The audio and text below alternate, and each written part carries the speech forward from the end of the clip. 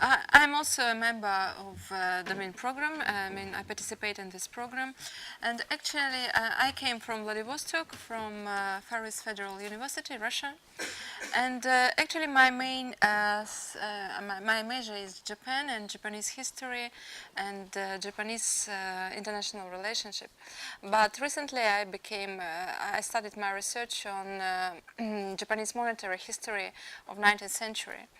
Because actually it's related a lot to Japanese international relationship at that moment. So today I would like to present you my analysis of one, in my mind, a very important document on Japanese monetary history.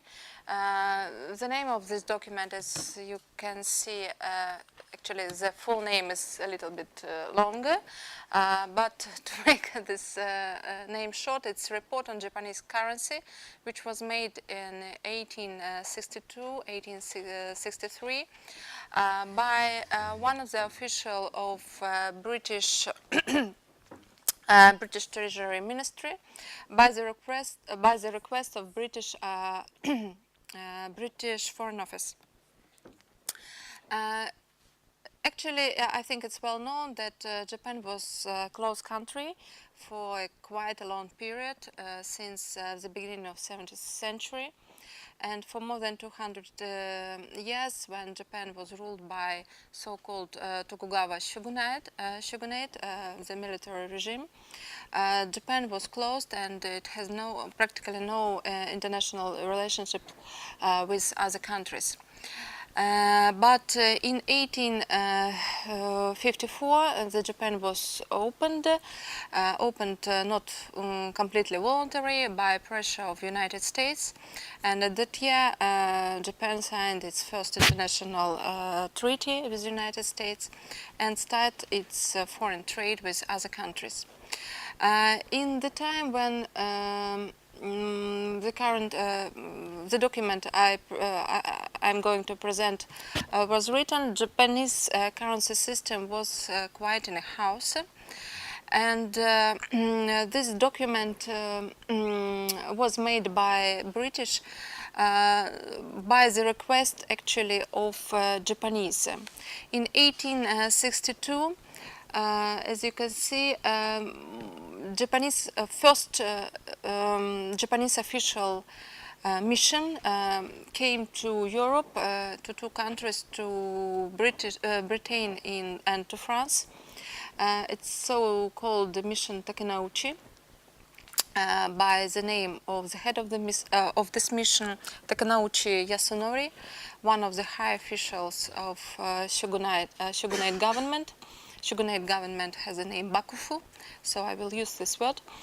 And the members of the mission asked Britain actually to help them to improve the current situation which was in Japan at that time. The fact that Japanese asked Britain to help them to improve the situation shows that Japanese were convinced that their currency problems actually related to the beginning of international trade. They started several years before.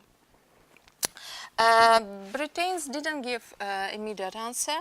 They said that actually they need some time to investigate the situation, and after this discussion with the members of Japanese mission, British Foreign Office asked Treasury to investigate Japanese currency question and give their proposal how it could be improved.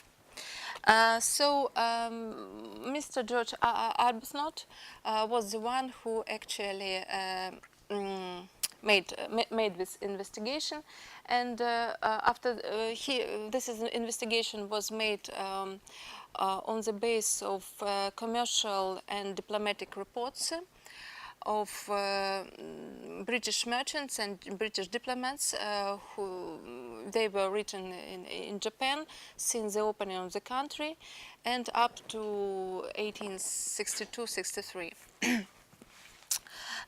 Reports contained a lot of information on Japanese currency since the opening of Japan. And based on this information, Arbuthnot came to conclusion that problems and confusions of Japanese currency actually started with the arrival of Commodore Perry of Americans to the country. Arriving in Japan without, well, say almost no knowledge of current Japanese currency situation in Japan. Perry just knew that, had known at the time that Japanese kupa coins was similar with Chinese kupa coins. And so Perry applied the exchange rate used in Shanghai at the time. He offered that $1 Mexican, which was used, as we know, in Asia since 16th century as a trade dollar, for 1,200 kupa coins, Japanese kupa coins. And Japanese agreed to accept this exchange rate because it was quite well, favorable for them. But the main interpreter of Perry, his name was Samuel Wells Williams. He noticed that this rate was actually disadvantageous for Americans, and he recommended to exchange a Mexican dollar for 3,000 Japanese kupa coins. So actually, maybe you know, the negotiation of conclusion of the first Japanese treaty, they continued for 2 years. First Americans came in 1853, and the treaty was concluded in 1854. So when Perry came to Japan for the first time, the discussion on currency question was reopened, and at that moment Japanese agreed to increase the exchange rate, but of course not for 3,000 kupa coins, but only for 1,600 kupa coins, which made actually Mexican trade dollar almost equivalent, similar to so-called ichibugin, Japanese silver coin. But the problem was that the weight of ichibugin was 3 times lower than Mexican dollars. So this rate was also disadvantageous for Americans. But at that moment, Americans agreed to sign the treaty because they were very interested in the beginning of the trade with Japan. So they concluded so-called Treaty of Kanagawa, and at the treaty, the currency question was in Article 7. And it says it's agreed that ships of United States resorting the ports open to them shall be permitted to exchange gold and silver coin and articles of goods under such regulations as shall be temporarily established by the Japanese government for that purpose. So the main actually word in this article was temporarily, because after it was changed. So Kanagawa Treaty was first treaty, but it was not commercial treaty. It gave foreigners some, some immunity, some privileges, but it did not discuss how commercial activities would be carried out between the United States and Japan. So the conclusion of commercial treaty became the task of the first American consul general in Japan, Townsend Harris. Harris, who acted before his arrival to Japan as vice consul of America in China, immediately realized that treaty signed between Perry and Bakufu resulted in exchange rate that was the most favorable to Japan, but not favorable for Americans. So he asserted that since Mexican dollar had the weight of 3 ichibugin, the proper exchange rate should be 3 ichibugin for 1 Mexican dollar. In other words, he insisted that the value of Mexican dollar in Japan should be determined by the weight for weight method. The debates between Harris and Bakufu on currency question took several months and actually didn't bring any success. But these negotiations revealed one very important point, and it was actually Arbuthnot emphasized this. It shows that actually Baku 4 officials tried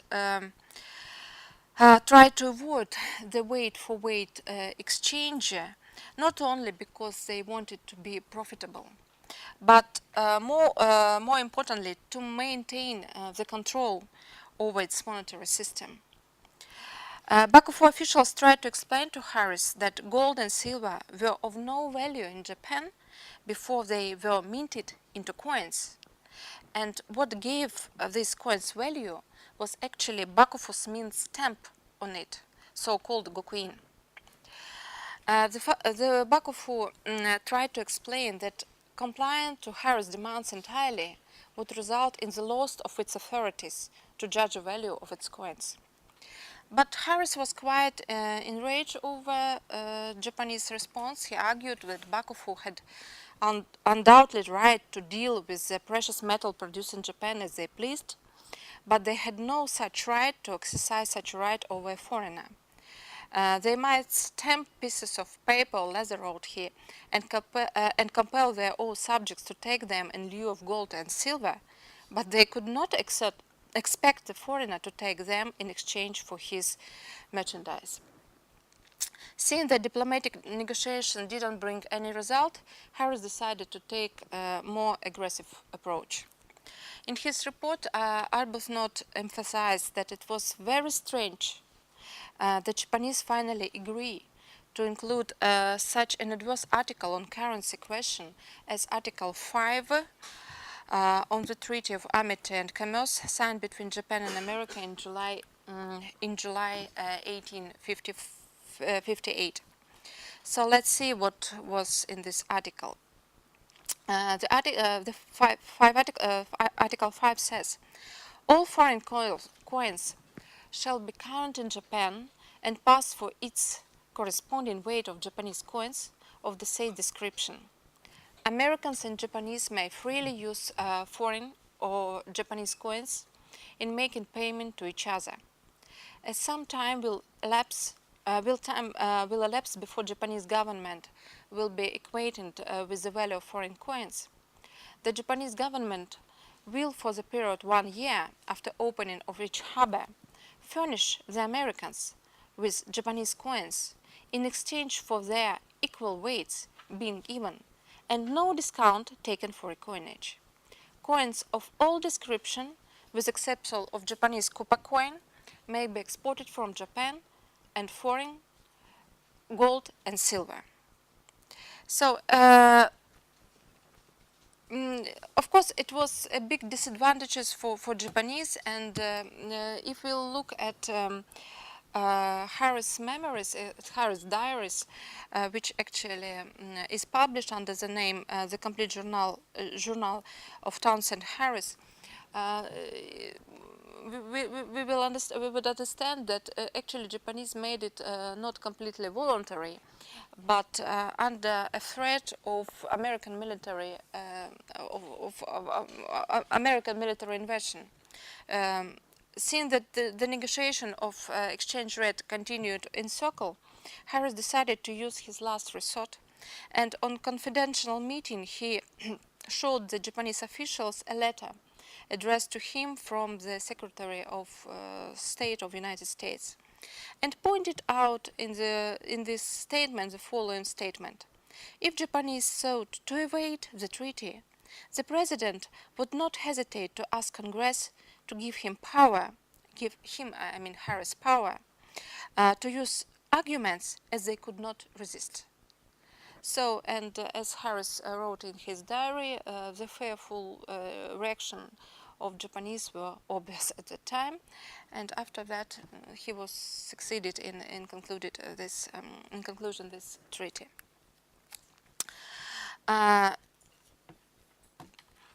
Article 5 of Kanagawa Treatment sealed the fate of Tokugawa currency system.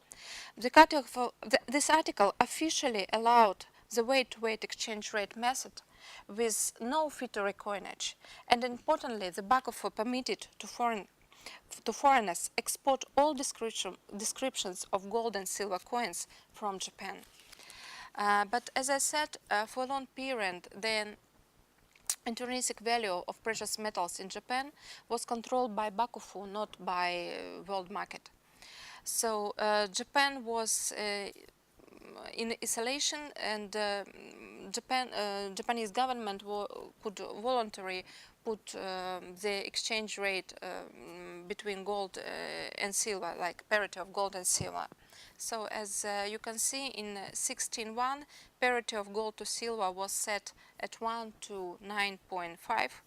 During Genroku period, which is actually from 1688 to 73, the bakufu reminted the gold and silver coins for financial reasons and increased the parity of gold and silver to 1 to 13. But in 1772 it was reduced again to 1 to 8. It happened when there was a new Japanese silver coin was introduced. It was so-called Naryo Nishigugin coin. And in 1837 the parity became even lower, and it became 1 to 5. And this parity exists at the moment when the negotiation between bakufu and Western countries took place. So the parity of 1 to 5 gold to silver made Japanese gold cheap, of course, compared to one which existed at the time at world market. As the world market set the parity between gold and silver 1 to 15. Therefore, foreigners were able to purchase Japanese gold at 1/3 the cost of market value by simply exchanging silver to gold, since Article 5 permitted them to export the gold from Japan. Okay. So the drain of gold from country became inevitable. Of course, Japanese officials made some tries to improve the situation, but as I have only 5 minutes, I will skip it. And I just go to conclusion.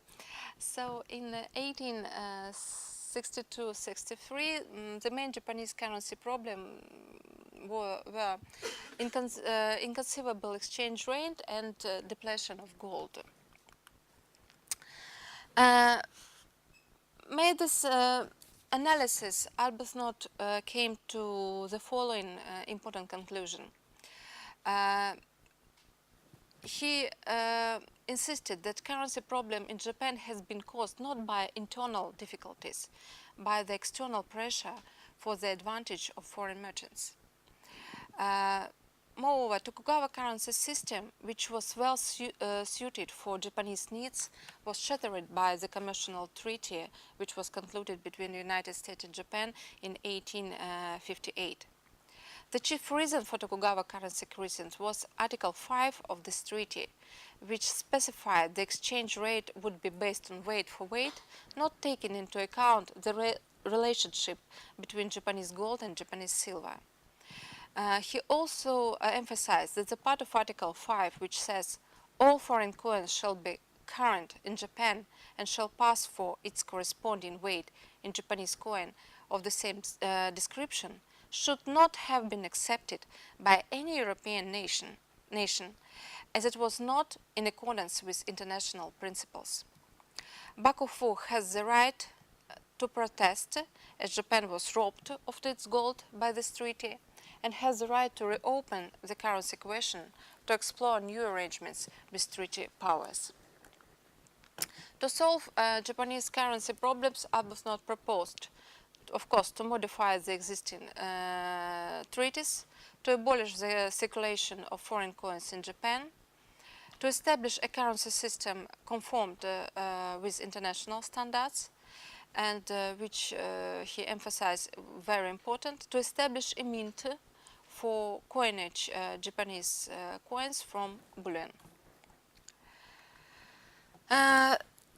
Japanese authorities were informed about Arbuthnot's recommendation, but the implementation of this recommendation into practice became possible only after major restoration, which was in 1868. And a new Japanese imperial government actually did what very close what Arbuthnot proposals. In the beginning of 70s, it issued Japanese Imperial Mint, which was opened in Osaka, and on the base of this mint, it produced its first yen, which became official Japanese currency and still official Japanese currency, and which is important, the weight and purity of this coin was almost similar to Mexican trade dollar.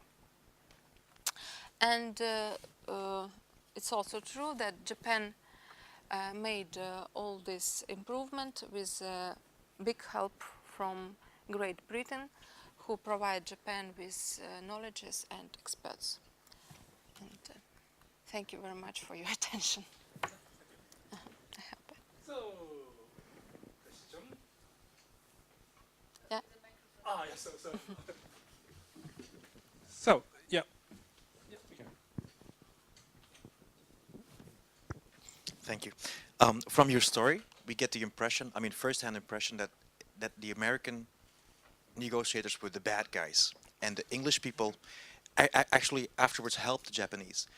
To be honest, my interpretation is a bit different from that. No, actually, I have no such impression. Okay. It was just a story. When all gold was taken from Japan, it was easy to be kind with Japanese. Well, I think actually, for the English, there was much more in there in terms of well, what happened in the 1850s, of course, what you could call a hidden run situation. A lot of merchants suddenly exchanging their coins, making a great exchange profit and going home. Yeah. Right? Yeah. Whereas for the British, I think it was different because they already had banks in Asia. And I mean, bringing a country into economic turmoil was not, in the end, not also in the British interest. I think they were also very eager to gain profit from the trade from agree. Japan. I completely Mikhail, agree with you. It's just like the interests of Britain and America different, I was suppose, different. right? That's all. Yeah, that was And the of whole course, each country ruled did only what was really in the interest of its own country, think not so, yeah, because they wanted to help Japan. Yeah. Thank you. Next.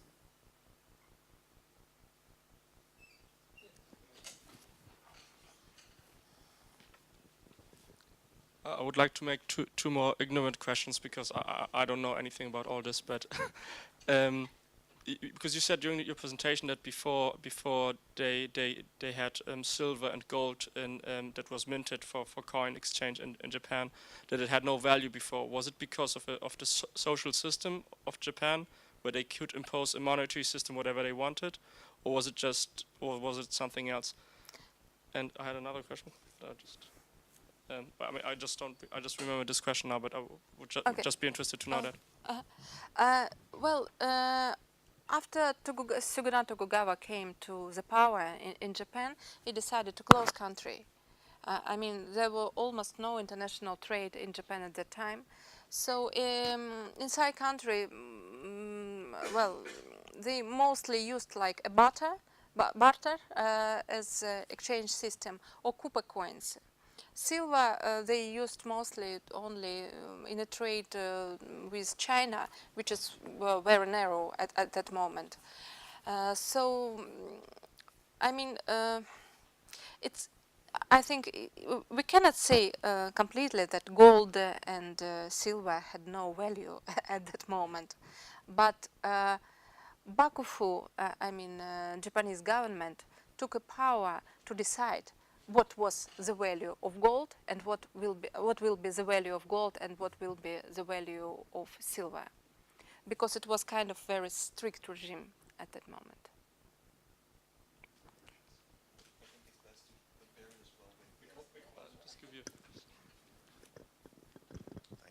I think it's best to compare it as well with the idea of banknotes circulating in a gold standard country.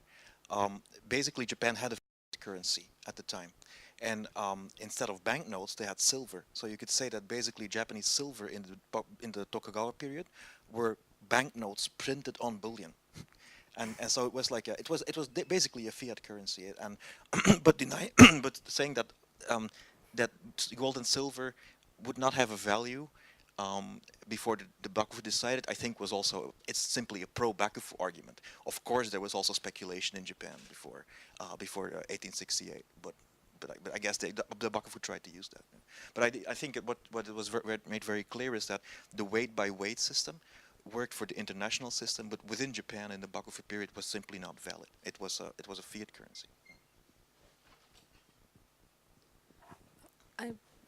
I'm also not an economic historian, but I wonder, how does the story change, and does it change if we take a little bit of a longer view, and if we don't take Meiji argument at its face value, as in it was all new and the country was closed and we opened it now and it's all peachy, but more think about 18th century Nagasaki Ningbo trade.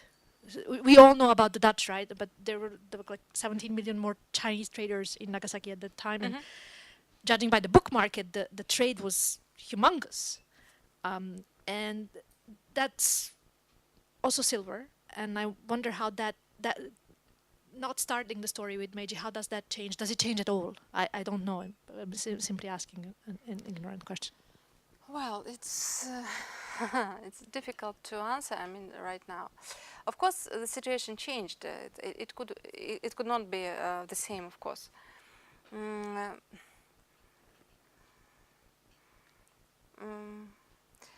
After the opening of the country, the trade became much more wider, and of course they. So you mean? Can you repeat the question, because I didn't get the point of the question. The point of the question is, does the story change, and to what extent at all, if we assume a bit more of continuity in the 19th century and perhaps take a little bit of a longer look? The if is very difficult. I mean, what to be if? And perhaps we cannot answer that question from the sources we have. I don't know that. That's one. Yeah, for me, I cannot answer really. It's kind of difficult. I'm quite dubious about the idea to oppose a Japanese gold to silver ratio to world market gold to silver ratio, because it appears that this world market ratio is actually a very conventional one, which was founded basically on law and not on market mechanisms, where law played a big role in the fact that the market stabilized the ratio at 15.5. So in some ways we have two different worlds collapsing. One world which is with a 1 to 5 or 1 to 10 ratio, which is not a market ratio, it's a conventional ratio, yeah. And one world with a 15.5 to 1 ratio, which is either a conventional ratio. The only difference is that, well, the world is much larger than Japan, that's all. So I think we should never forget that, because if we don't do it, we tend to say in some ways implicitly that market mechanisms are winning against legal systems, so that it means that the Tokugawa system could enforce this ratio because it was a dictature. It has nothing to do with that. I mean, I don't think it's linked, actually. It's really a question of spheres of exchange.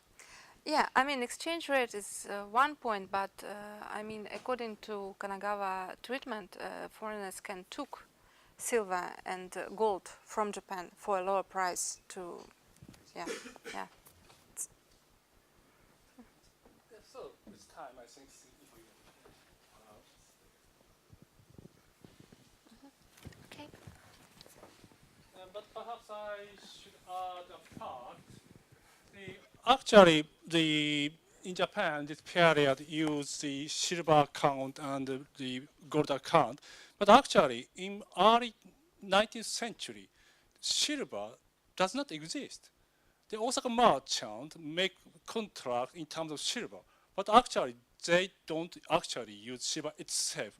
They exist only imaginary unit of account. Yeah, on a paper. Yes. Yeah. So that's the makes the things the more the particular or different from others. So the mixture of the Yeah. 2 points. Yeah. Thank you. Thank you.